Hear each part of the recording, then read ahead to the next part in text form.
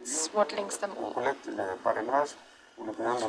The trap is so obvious, stitched with red thread, that even a 2-year-old or 3-year-old could quickly see that we are dealing with a setup here.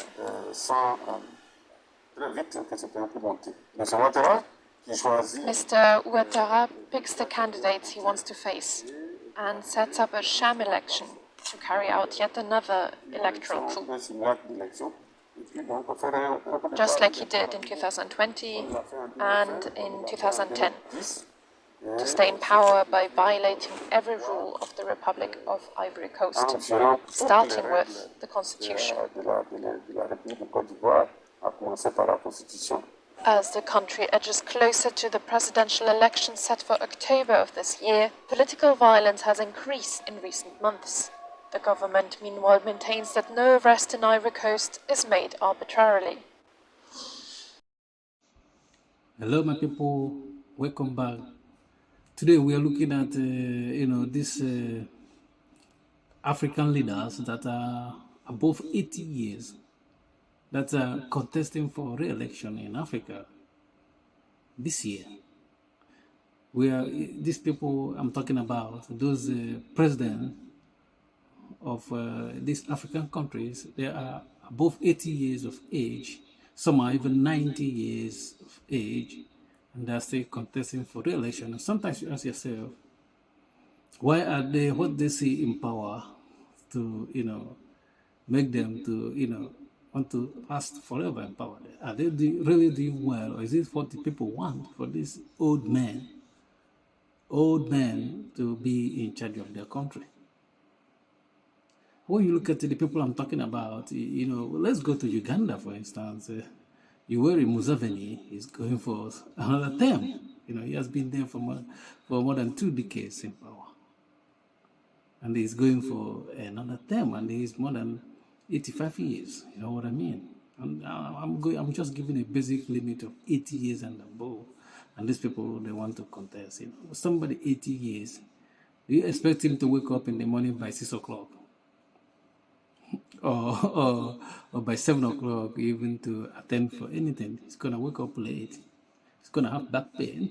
He's not going to be able to work for 3 hours or 4 hours, non-stop in a day. And we say, why Africa is backward? We are going backward. It's because of people like because of these leaders we have in Africa. That's why, Africa is going backward, not forward. You know what I mean? Upon all the technology we have today in Africa that is supposed to get Africa, Africa is supposed to get their stuff in order within even 5 years, because the technology is here already. We have technology in the last 10 years that we don't have before in past 2,000 years. You know what I mean? But this is what we see. And another person is the Ivory Coast president.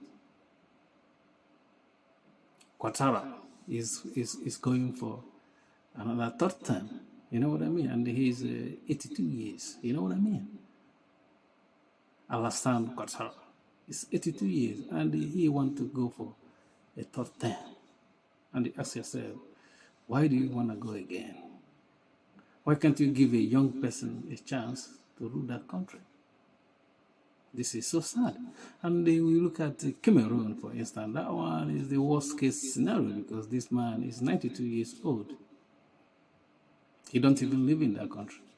Most of the time he lives in Switzerland and visits his, he governs from Switzerland. You know what I mean? Because maybe through Zoom he can talk to his people and give orders. You know what I mean?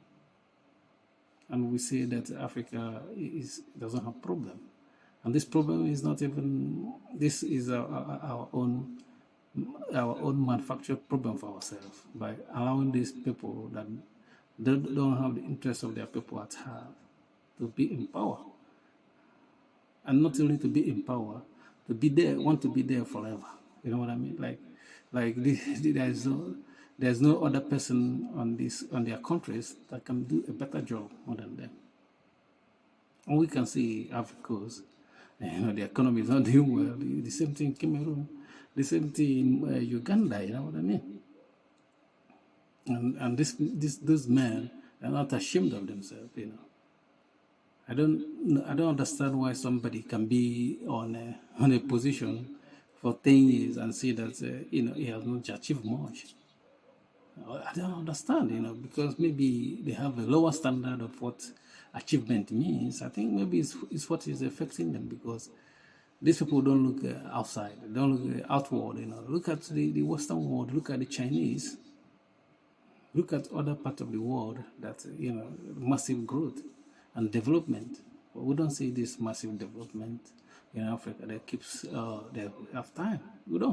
Africa don't have time, because we have an example of this a black nation that have been there for more than two centuries or even 3 centuries. I'm talking about Haiti. The people don't even know when the Haiti they got independent. They got their independence in 18 something. Most of the African countries get their independence, in 1900. They got their independence 100 years before even the African countries are getting their independence from their colonial masters. But look at Haiti today. That's why people might think, like, if you have that delusion thinking that this Africa is gonna, some of these African countries is gonna one day, be like China or other part of the world, you are just daydreaming. You know what I mean? It's not gonna happen. Because we see the example of what a black nation, Haiti, is doing there. No, they haven't achieved much. Even now, it's fighting there, fighting themselves, and it's unfortunate. Thank you for watching. Please don't forget to subscribe to our YouTube channel, like our video. Peace.